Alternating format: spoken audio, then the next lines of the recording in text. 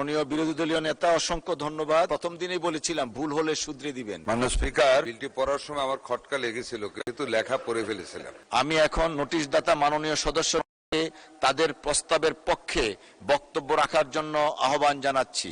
প্রথমেই ঢাকা 15 আসন থেকে নির্বাচিত মাননীয় সদস্য এবং বিরোধী দলীয় নেতা জনাব মোহাম্মদ শফিকুর রহমান। ধন্যবাদ আপনাকে। মাননীয় স্পিকার, আপনাকে ধন্যবাদ। আমার বক্তব্য শুরু করার আগে আমার মনে হয় একটা ভুল তথ্য দেওয়া হয়েছে। আমার জানা মতো স্বাস্থ্য মন্ত্রণালয় সম্পর্কে কোনো স্থায়ী কমিটি গঠন হয়নি।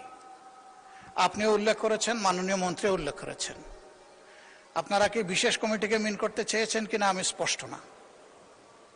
যদি বিশেষ কমিটি মিন করেন তাহলে এখানে কারেকশন আসবে।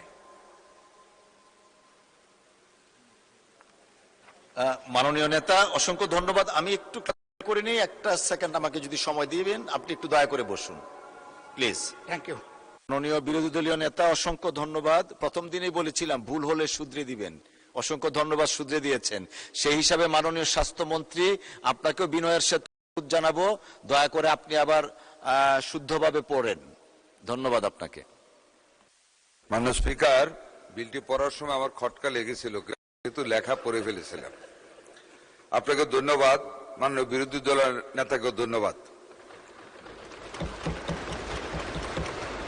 স্পিকার, আমি সর্দার মোহাম্মদ সাখাওয়াত হোসেন, স্বাস্থ্য ও পরিবার কল্যাণ মন্ত্রী, প্রস্তাব করছি যে বাংলাদেশ মেডিকেল বিশ্ববিদ্যালয় আইন 1998 এর অধিকতর সংশোধন কল্পে আনিত বিলটি বাংলাদেশ মেডিকেল বিশ্ববিদ্যালয় দ্বিতীয় সংশোধন বিল 2026 বিশেষ কমিটি কর্তৃক সুপারিশকৃত আকারে অবিলম্বে বিবেচনার জন্য গ্রহণ করা হোক।